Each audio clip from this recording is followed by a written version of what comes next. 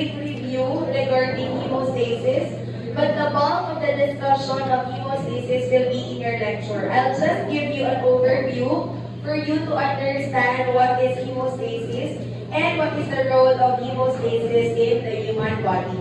Sige daw, anyone of you who understand hemostasis?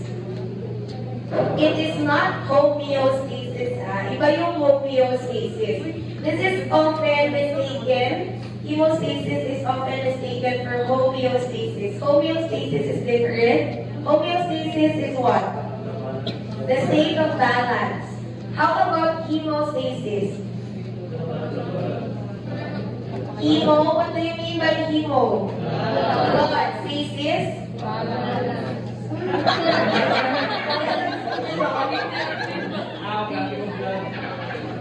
What do you mean when something is in stasis? Okay, stop siya, diba? Yung in stasis, ano ibig sabihin? Hindi siya kawili, diba? So when they say hemostasis, this is not literally stopping of blood because our blood will really flow, and it is important that our blood will flow. But what we actually mean by hemostasis, this is the process of our body in order to stop the flow of blood when there is an injury or a cut, for example. Diba kung di-observe kung masugatan kayo, your blood will ooze out. Diba? Lalabas talaga yan. But at some point, it will stop. Kung mababaw lang yung cut. No? Pero pag cases na nagkaroon ng accident, for example, then that is at risk for blood loss. Yun kasi yung goal ng hemostasis. The blood flow is temporarily stopped from escaping out of our body to prevent blood loss, to prevent hemorrhage. Okay? In cases of cuts or injury kung malalaki naman siya. So, ano yung types of hemostasis? We have two types of hemostasis. We have the primary and the secondary hemostasis. In academic discussions, ang sabi nila, the primary hemostasis is the first stage, whereas the secondary hemostasis is the second stage. But actually, the primary and secondary hemostasis, they work in an orchestrated manner. So actually, para sila sa immune system natin, di ba meron tayong innate at adaptive? Pero it doesn't mean na innate sila talaga yung always nauuna, but rather they work together hand in hand. So ganun din yung primary and secondary hemostasis natin. But in many books, magbabasa ninyo na sa sinasabi primary first stage, secondary second stage, but that is just for discussion purposes para mas madaling maintindihan yung processes. But inside our body, sabay-sabayan sila na nagpa-function together. So the primary hemostasis, ang significant key players in the primary hemostasis are our blood vessels and our platelets.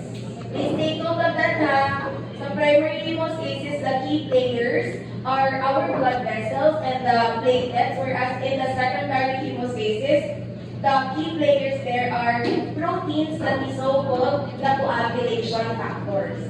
Have you heard of the word coagulation factors? Okay, so both our primary hemostasis and secondary hemostasis, both of these two types of hemostasis, yung goal talaga is to stop the flow of blood in order to prevent blood loss. But iba-iba yung function na ginagawa nila. So iba ang role ng platelets tsaka ng ating blood vessel, iba din yung role ng ating coagulation or clotting factors. But all together, they work hand in hand para ma-prevent ang blood loss. Okay? So, primary hemostasis, the key players are our blood vessels and platelets. For the secondary hemostasis, it's our coagulation factors. So if you're going to take a look at this illustration here, you can see the interaction of our primary and secondary hemostasis. You can see here in the first step, the key player is our blood vessel, where it performs vasoconstriction. Yan kasi talaga ang pinakaunang nangyayari during injury or kung merong cut sa ating blood vessel. Nasugatan yung blood vessel natin, magpo-constrict talaga yung blood vessel natin. Bakit kaya magpo-constrict yung blood vessel natin? Okay, in order na para yung flow will be slowed down. No, para ma-contain yung blood within the blood vessel as much as possible. Kasi kung magdadilate ang ating blood vessel, mas maraming blood ang mawawala. So to prevent that, magko-constrict siya. It is also the same principle why if there is clot, ano yung first aid natin pag merong clot? Or pag merong blood flow,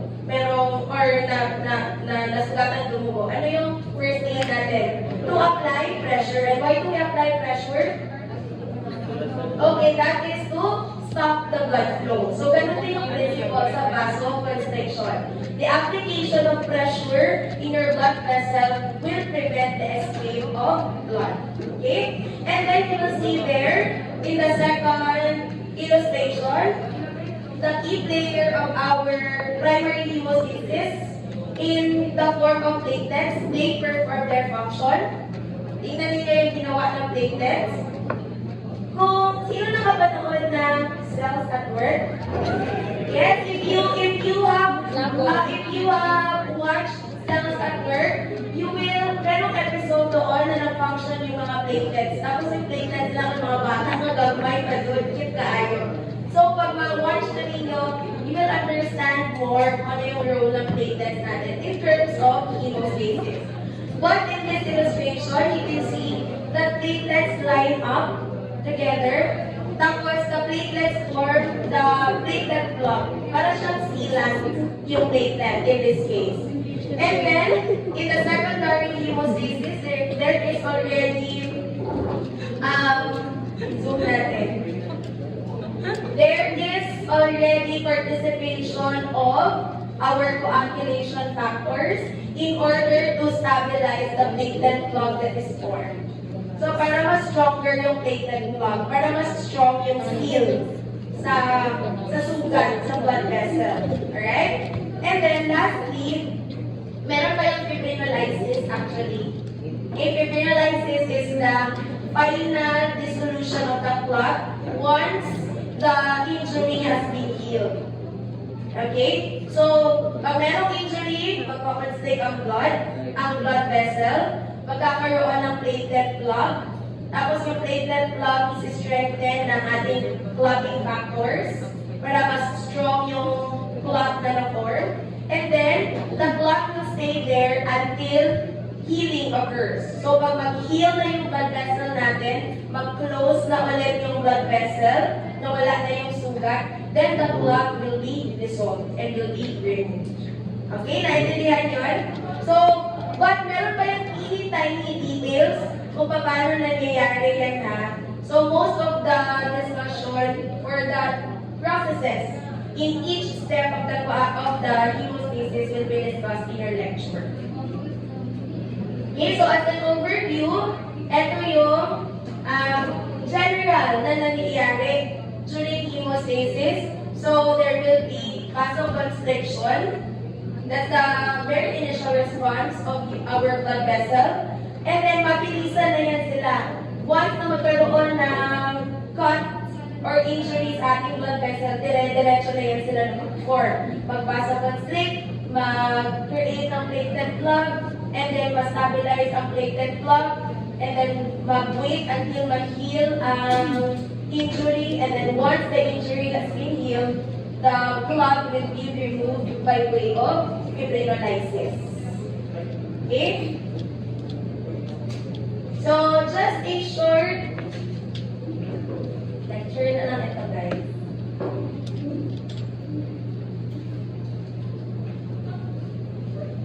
Sige. Mabilisan lang. So, these are the three key players of our hemostasis. We can categorize them as extravascular, the vascular, and the intravascular component. So the extravascular component pertains to the surrounding tissues surrounding our blood vessels. The tissues surrounding our blood vessels will provide a back support for our blood vessel during constriction. Okay, so mas pinupush pa ng mga surrounding tissues yung ating blood vessel para mas ma-promote ang constriction. And then, our blood vessels mismo, they have, okay, for our blood vessels, these are the things that must be considered. The size of the blood vessel, the amount of smooth muscles within the blood vessel, and as well as the integrity of the blood vessel itself. Number 1, size. Saan ba ang mas madaling makat? Ang capillaries or ang ating veins? Mas madaling makat. Capillaries, di ba nga nagpipaper cut tayo sa ating mga fingers? Our fingers are very rich with capillaries. Pag ma-paper cut tayo, dudugo kaagad siya. But try cutting the veins with a paper. Hindi yan siya possible. No, mas madaling makat yung capillaries. Bakit kaya? Because they are very small and they are very thin. Alright? Now, so yun, these are the factors that must be considered sa function ng ating blood vessel. Yung size ng blood vessel. So, syempre, the smaller the blood vessel, the less resilient they are. Pero pag mas malaki yung blood vessel, mas resilient sila. And then, consider also the integrity of the blood vessel itself. There are conditions, no, there are diseases na nagkukos na magiging brittle yung ating blood vessel. Okay? But in a normal sense, talagang maganda naman yung integrity ng ating blood vessels. Okay? So our blood vessels, they actually have anti-thrombotic, pro-coagulant, and fibrinolytic properties. So our blood vessels, they also provide support during hemostasis. But the very key players of our hemostasis talaga are those that are found inside our blood vessels, the intravascular components.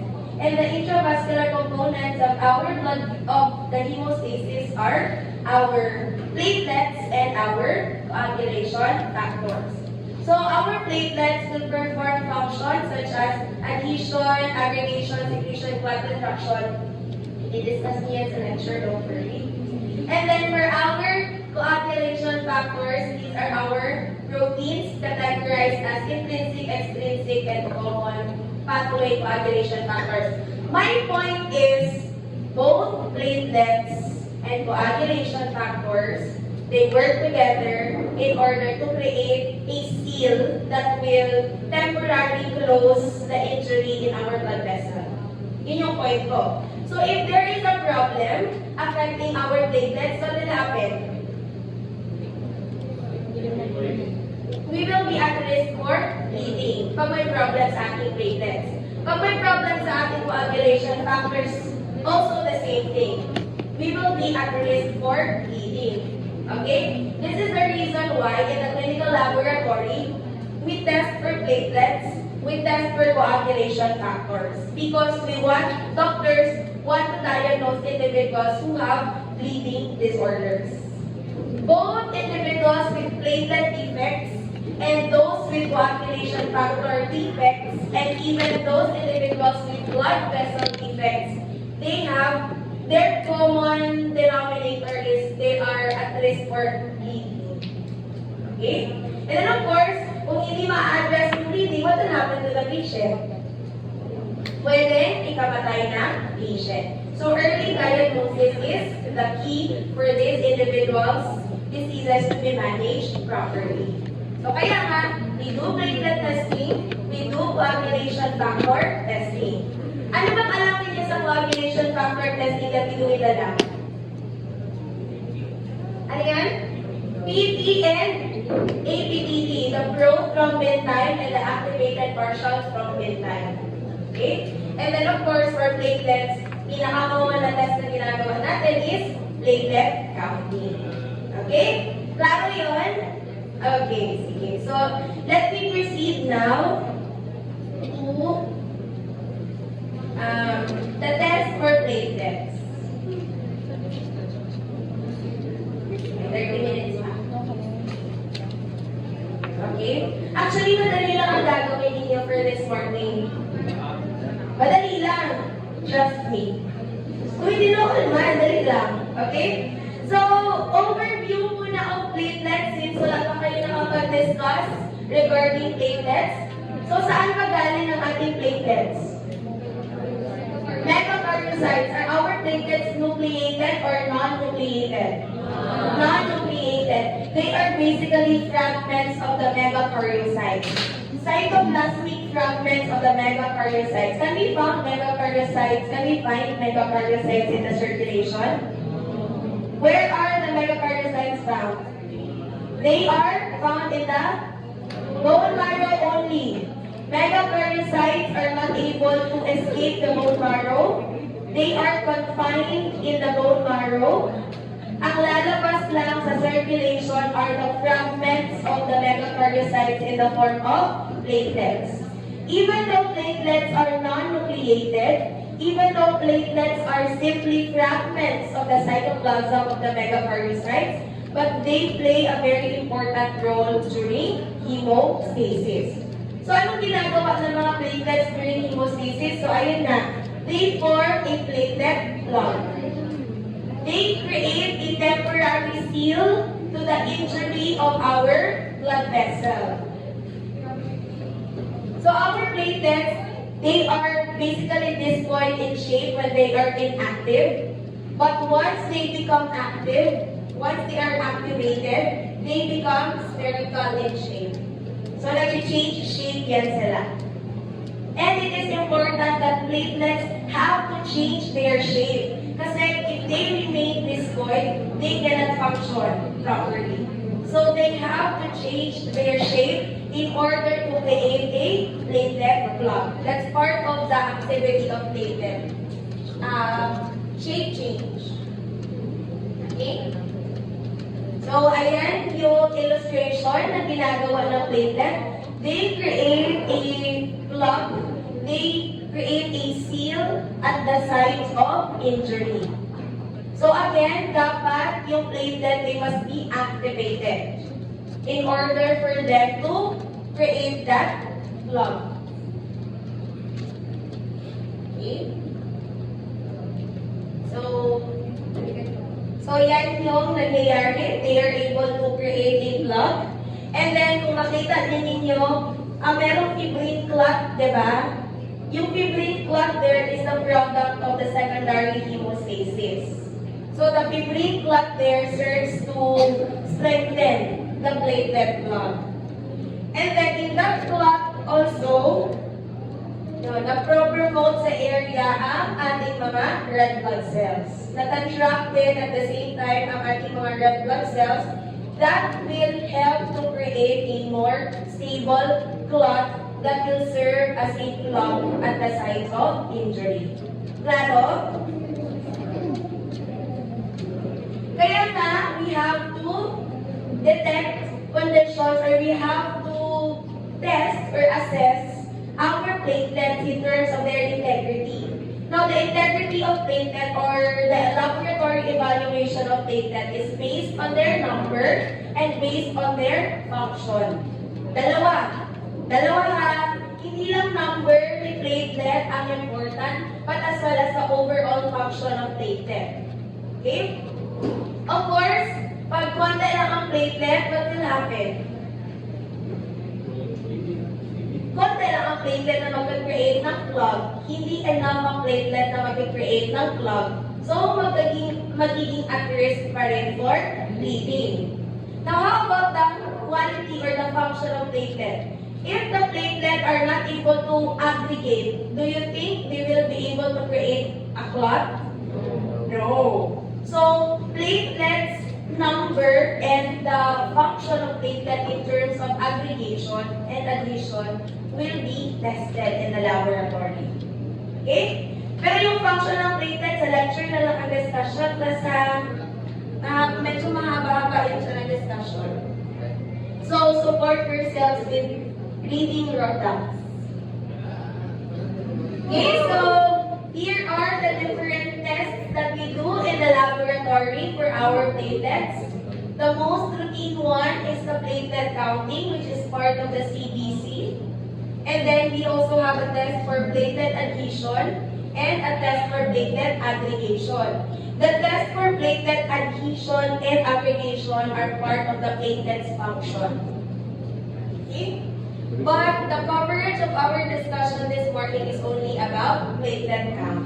So this is the normal platelet count. it's 150 to 450,000 per microliter, or 150 to 450 times 10 to the 3 per microliter, or 150 to 450 times 10 to the 9 per liter. What do you call the condition where there is excess platelets of more than 450? Thrombocytosis. And how about if there is less than the normal? Sorry. Nauna pala, thrombocytopenia. Okay?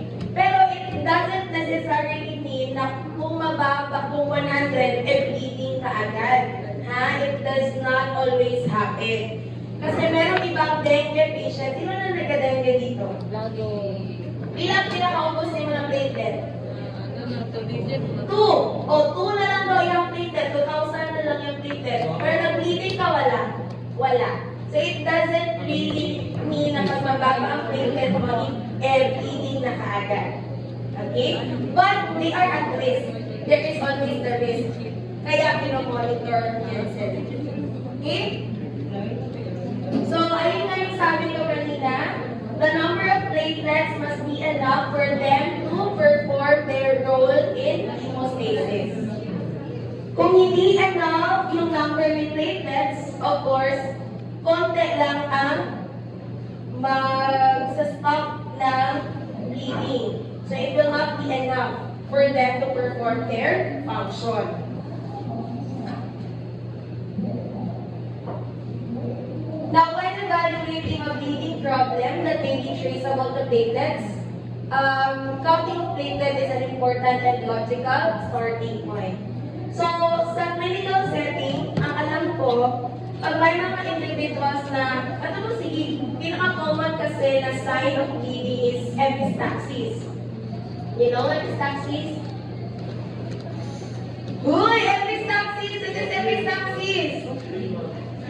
Nosebleed! Alam mo sa inyo, hindi mawa topic ninyo, definition of terms kaya. Okay, the most common sign of bleeding tendency is epistaxis. Magsigi og nosebleed, murag kalasiman na nosebleed. No, for those individuals na naiimana na manifestations, ang pinaka-first na ginatest dun sa doctor is platelet count. And then followed by PT and APTT. Wala sila ang pinaka-common na ginatest na mga doctor.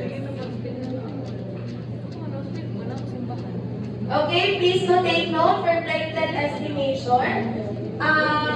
There is at least 3 to 10 platelets per 100 RBCs and about 5 to 20 platelet distribution per 2,000 RBCs. So, yan daw yung okay lang ha? Naaman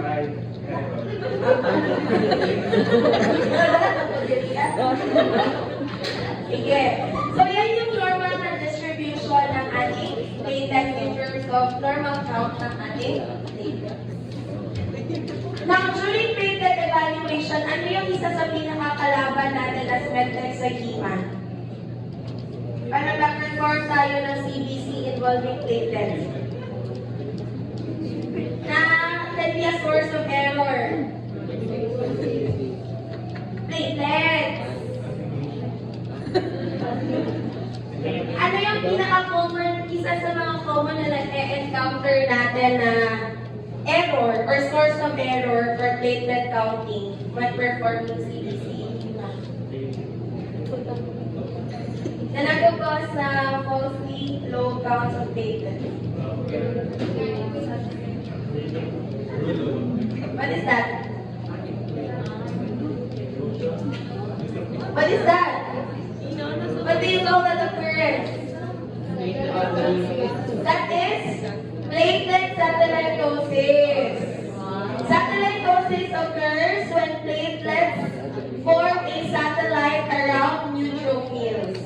And this is a common source of error in the hema section during CBC because platelet satellitosis can cause falsely low counts of platelets. Kasi nag-a-adhere yung platelet sa mga neutrophils natin.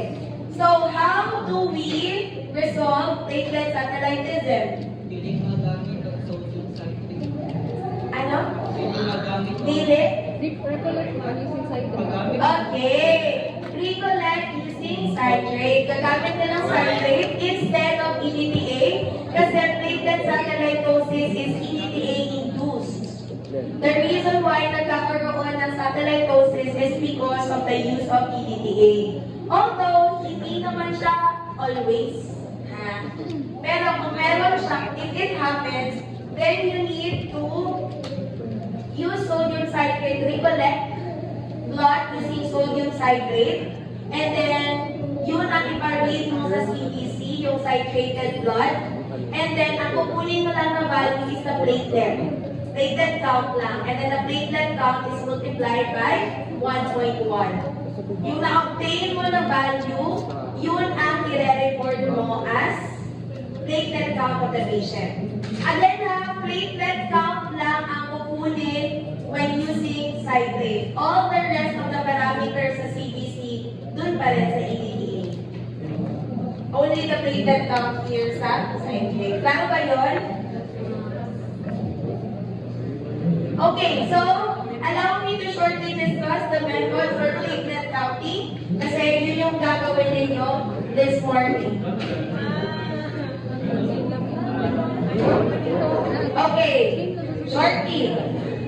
When it comes to platelet counting, we can categorize the method as direct or indirect.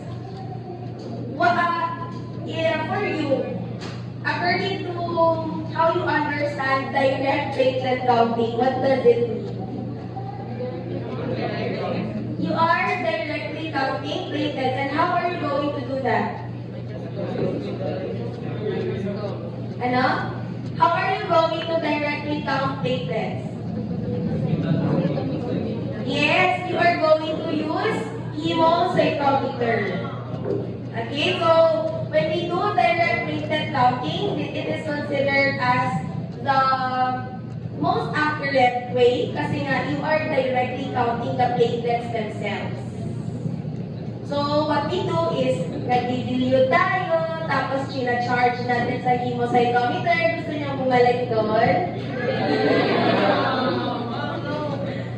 But the direct platelet counting, as in with the use of hemocytometer, is actually no longer used in the clinical laboratory.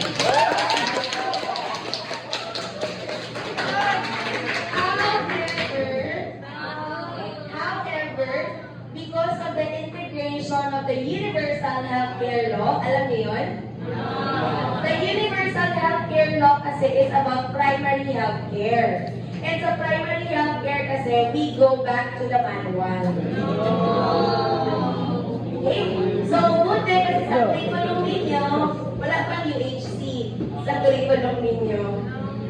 But when you become a medtech and you are very passionate in your work, and you really want to serve the people out there in the mountains and all, papayag kayo ng manual practice.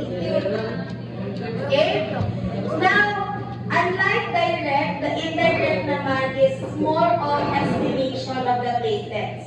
So we estimate the platelets against the number of RBCs. So we are going to count platelets in relation to 1,000 RBCs, and this is done using a stained blood smear. So what we're going to do actually today is the indirect method, and that is platelet estimation. So you're just simply going to count the platelets relative to 1,000 RBCs. So shortly lang for our direct method, pareho-pareho lang ito sila class ng methodology na magdi-dilute ka ng blood, and then gagamit ka syempre ng Toma pipette. You are going to use WBC Toma pipette for this one actually. It's WBC, it's not red. It's white bead pipette. And then, ika-count mo siya sa hemocytometer.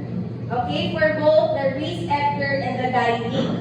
Yung pinagkaiba lang nila is ang reagents na ginamit. At saka yung anticoagulant. For the Reese-Edgar, the anticoagulant is sodium citrate. And by the way, sodium citrate is the best anticoagulant for platelet counting. Okay? So in the Reese-Edgar, you use sodium citrate, formaldehyde as the diluent in order to preserve RBC, and then brilliant Brazil blue in order to stain platelets. Same lang ang procedure with the guy and lead. Ang pinagkaiba lang ay reagents. Sa guy and lead, the anticoagulant is sodium oxalate, and then the diluent is formaldehyde, and the stain is crystal violet. Okay? But same ang procedure when performing counting. And please take note na ano yung turo sa inyo na rule in WBC counting? Yung inverted L rule, di ba? So, same pa rin yung gagamitin natin sa platelet count. The inverted rule. Now, pag mag-platelet count tayo, sa ang part sa hemocytometer tayo mag-count. Sa center, how many boxes in the center? All of that, 25. Pag RBC yan, ilan lang ang i-count?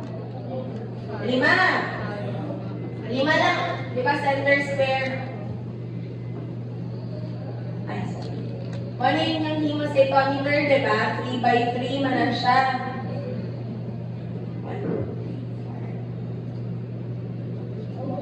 This is the area for WBC.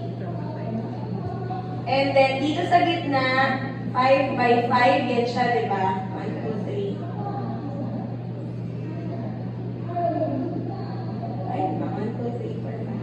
5 by 5 ito, di ba? And then, for RBC, yung ika-counting niya sa RBC, 5 lang. Yan dyan, tsaka isa sa gitna. Tama? Pero pag platelets, lahat. All of the 25.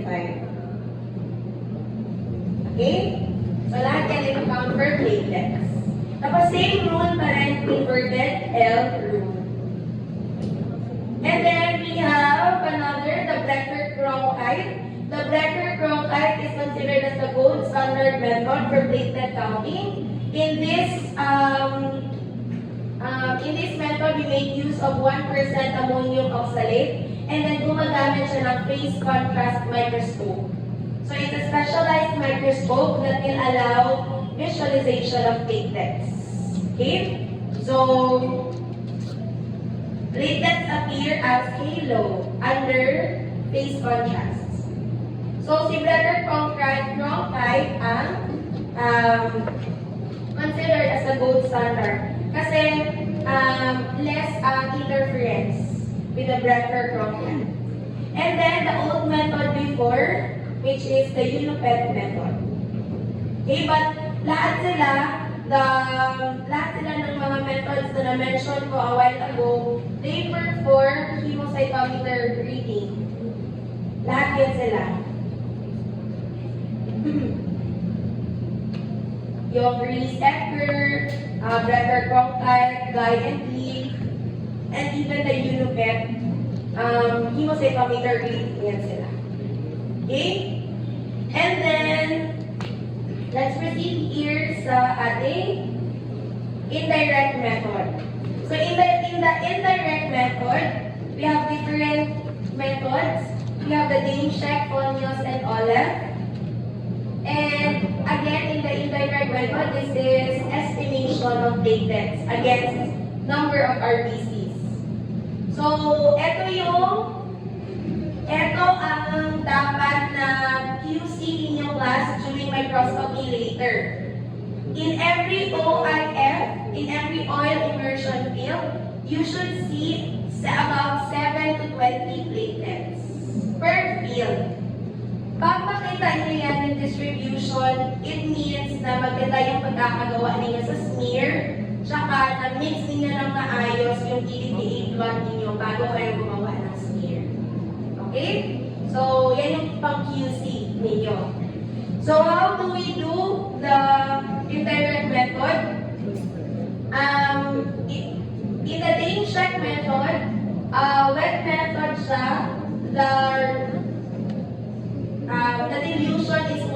5 using the Reese-Edgar diluting fluid.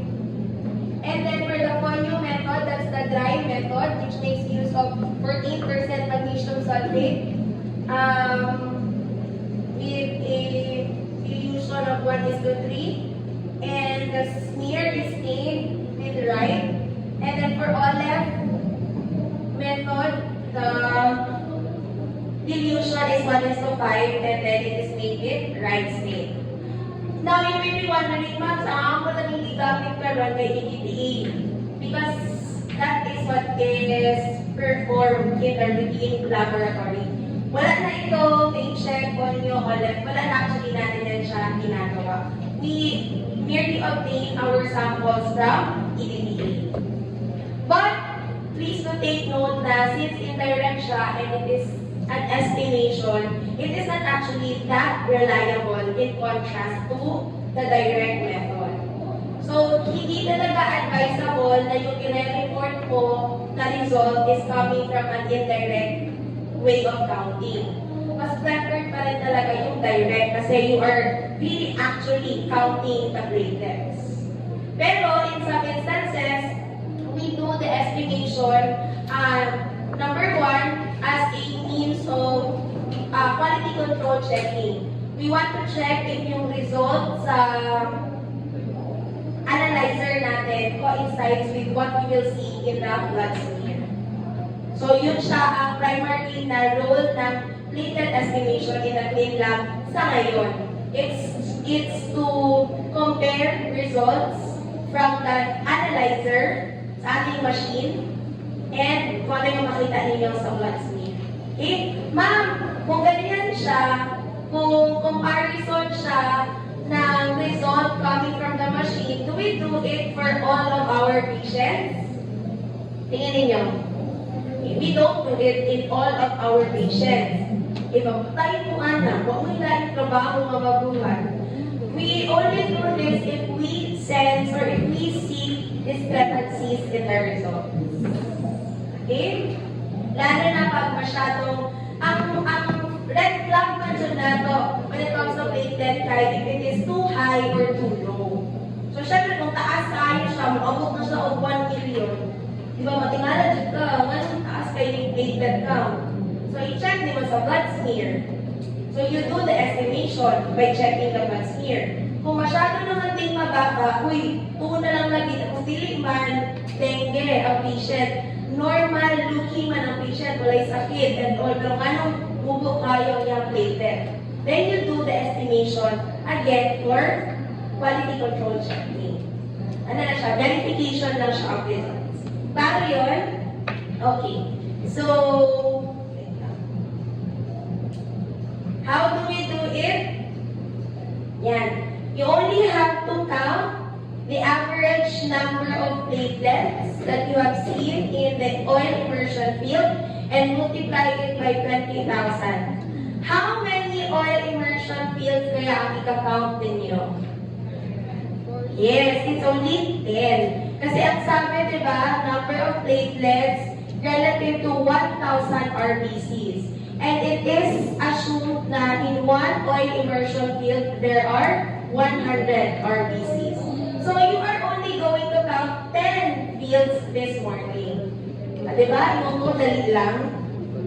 Makaya man siya tapusin, diba? It's still 9 a.m. ngayon. 10 fields na ang counting nyo. Kaya? Of course. 10 fields lang yan. So what are we going to do? Here's how we will do it. Ang first field ninyo, ika-count ninyo, hanapin nyo muna yung appropriate area. Okay, and again, the appropriate area is where the cells are evenly spaced from each other and estimated to be 100 RBCs in one oil immersion field. Yung first field ninyo, i-count ninyo yung platelets and then you call me for verification. But for the rest of the 9 fields, kayo na ang mag-count. Sa ika-10th field, tawagin niyo ako ulit for final counting sa 10th field. So, dalawang fields lang ang i-check ko. The first and the last field. Klaro? Okay, and then, for each of the fields, so 1/4 ninyo, for each of the field, ilalagay ninyo yung count ninyo for platelets in each field. Laro? And then after, compute the average counted platelets sa 10 fields, and then you use this formula in reporting your estimated platelet count on that same 1/4. And then, ballot your smear and submit your smear after. Laro? Okay, so it's still 9 a.m. We are early for 4 minutes. If it's do your work, stay now and some of you get your microscopes and proceed with the talking.